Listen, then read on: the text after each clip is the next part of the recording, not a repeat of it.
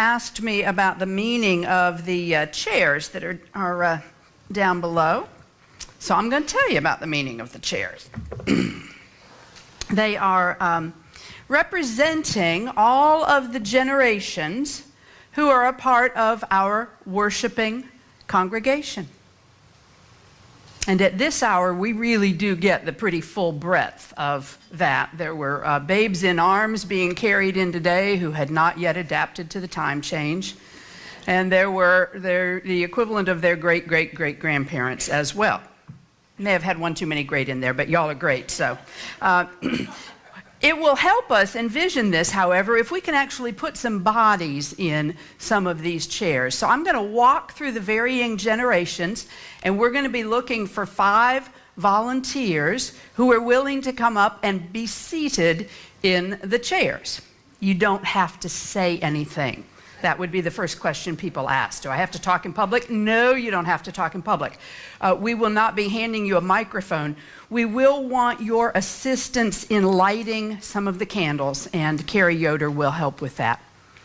So obviously, if we start with the, I'm going to do this in terms of major events. So if we were to start with the oldest generation, we'd be looking for folks who remember World War II as something other than something you heard about from your parents. One time in high school history, they sent us home to ask our parents about World War II memories, and it was really clear that they thought our parents were older than mine were, because when I asked about it, my mother said, I got in trouble because I licked the sugar ration coupons and pasted them to something that could not then be taken into the store. It was not a happy day in her household. So if you were at least that old or older, then you might have the opportunity to be seated in one of these chairs. If instead you were coming of age during, say, the Korean conflict, if you remember drive-ins as the one who is eager to be old enough and drive the car and go, rather than the one setting the curfew, if happy days really were the good old days for you, then you would be perhaps in another seat here. Moving over, we would get folks who came of age during the Kennedy assassinations, who remember that there were 2 brothers whose lives were cut short, and who then perhaps had some personal familiarity with the Vietnam War. Then that might be the next chair. Then younger than that, we would have folks who remember where they were when the Challenger exploded, particularly for those of us in Florida. There was this sense of, oh, we didn't think that could happen. So the Challenger explosion, perhaps as young as 9/11, and old enough to understand a little about what that meant. And then we'll have a chair for the folks who were born since 9/11, whose lives have been overshadowed by that, but who did not watch it, who don't have those memories from that day. I've watched some of you looking at each other going, yeah, I remember that. Nudging one another. Which one do you go with? So I'm looking for 5 volunteers. Someone who remembers World War II as a young adult or an adult, someone who would be more coming of age during the 50s Korea conflict. Some of you are out there doing your domestic negotiating.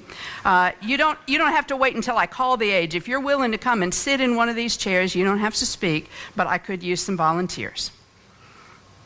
And yes, at the early service, we had folks comparing ages with each other to see who was qualified for which seat. I am thinking that for the youngest, we might be looking over here. Okay. Vietnam. Okay. Okay. So the next, we must be World War II coming up. Although I'm thinking we're still missing, but this represents a fair amount of it. Okay, we're going to fill in a little bit more here. Okay. In that case, Paul, could you lift up one chair and put one on the far side of Antonio? There we go. Cool. This will work great. So what we have here are people who remind us that there are names and faces that go with every one of our worshiping generations. And we have some extra chairs. So Carrie Yoder's going to come and help us think about the meaning of the extra chairs. So the question is, why do we have empty chairs? If you were going to literally answer the question now, why do we have empty chairs? Anybody brave enough? The people before, the people who have gone before us, and the people who are yet to come. We all have these people in our lives. If you look at this chair, you know who we're talking about. It's going to be different for every person, and they could have gone too early, or they could have lived a super duper long life. This chair for me represents my grandmother. She died when I was very young, but she was one of the first women to be ordained by the United Methodist Church. And as a woman who is on that journey myself, that is incredible. So she represents this chair for me. And then all the way at the very end, on the other side of Antonio, we have a chair for those who are still coming. You also know this person in your own life. We also happen to be conveniently have somebody in our congregation who's having a baby and is on staff. But there's also this chair for those who you hope will come into your family. And that is incredible. When we celebrate All Saints' Day is about celebrating those who have lived a life who are worthy to teach us something, to talk to us. Now, it doesn't mean that they were saintly their entire lives. As wonderful as these people are, and as wonderful as we all are, there is something that it doesn't mean we were perfect. That's not what All Saints is about. But right now, we're going to push a little bit further. And I want you to think about this chair right here in your own life. I want you to think for just a second. And then I want you to introduce yourself to your neighbor, if you don't know them, and talk for just a minute about who is that person and why do they deserve to sit in this chair in your own life? What have they formed in your faith or in your upbringing that is worthy to mention to a neighbor? Go ahead just for a minute.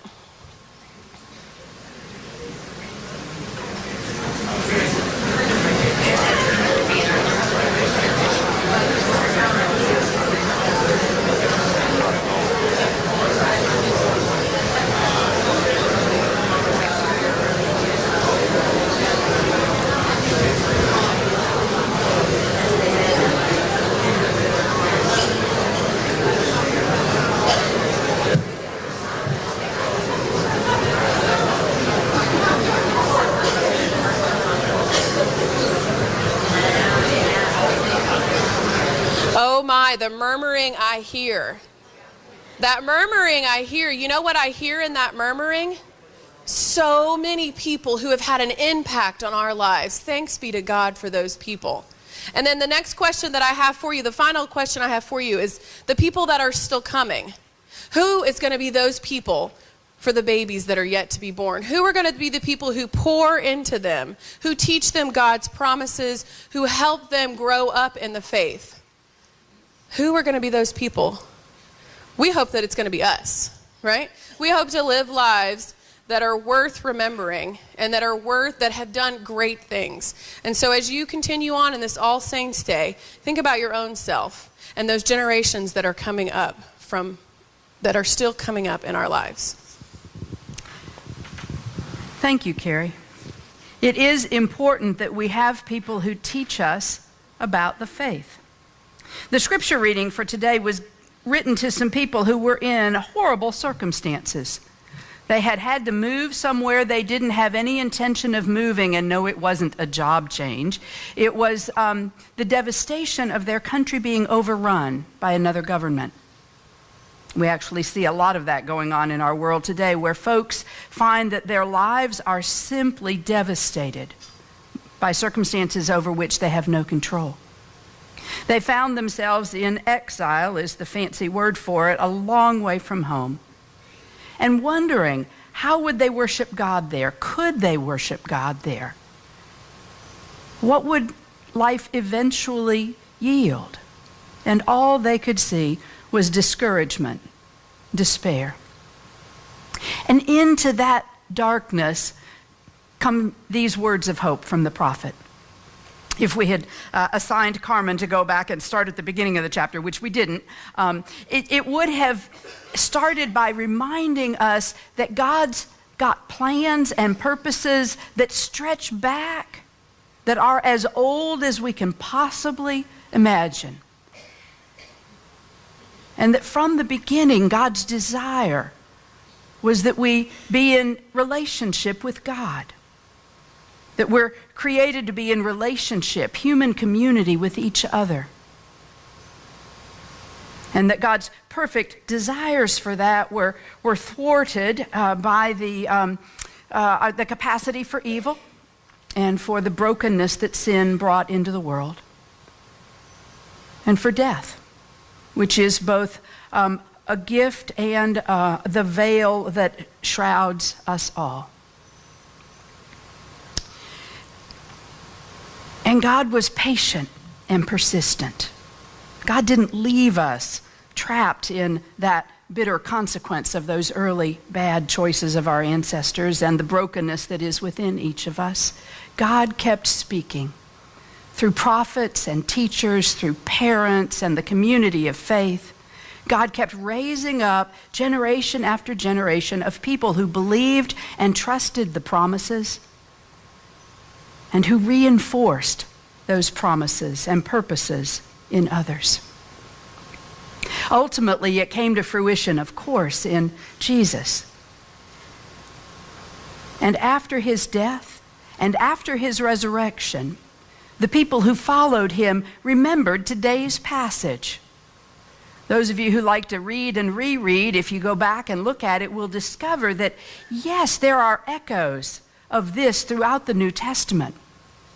Because when Paul was writing to the church at Corinth, he echoed the words from this, that death is swallowed up in victory. And when John, who wrote Revelation, was writing about that great feast day in the future, there will be a time, he said, where there will be no more tears, no more crying, because there will be no more death. You know, a day when there's no more tears would be a good day. It's been a kind of bittersweet day for many folks already, because there's something about All Saints that allows some of your feelings to catch up with you, the ones that you kind of push aside. And this is the day that the church makes space to say it's okay, to bring all of those feelings and to sit in God's lap with them. And to be reminded of these promises that in the end, when God has redeemed all of creation and brought about a new creation, that there will be a feast beyond any imagining. And I've been around this congregation enough to know that we do some really good feasts. It's not always as simple as hot dogs and chips, but when they are served with smiles, my gosh, it was the choicest of meals yesterday. And when we have covered dishes and when we have big parties like we were doing about a year ago, there is this sense when we gather around the tables that we are held in God's hands. And eventually there will be a feast where there will not be any crying around those tables. Probably some parents who are going, oh, I'm looking forward to a day where there's no negotiating and no tears over the dinner table. Because when they're really, really, really little, they cry all the time when they're hungry and they don't eat at the table. And then they grow up a little bit, we grow up a little bit, and we cry for, you know, it's not that we cry for different things, they just take on new expression. The things that babies cry about, we all cry about.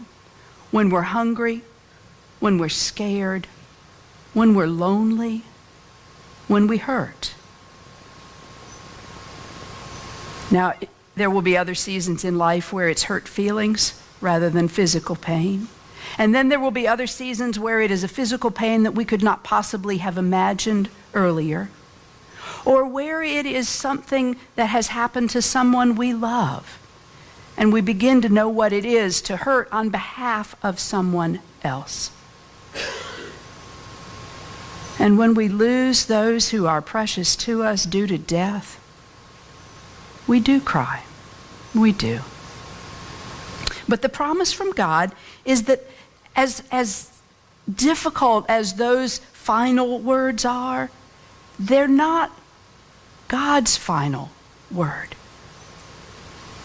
Because God's final word is one of life, an invitation. So when Jesus was gathering with his friends, very often he used imagery or reality of feeding crowds, small groups, large groups, and they ate until they were full. And at the Last Supper,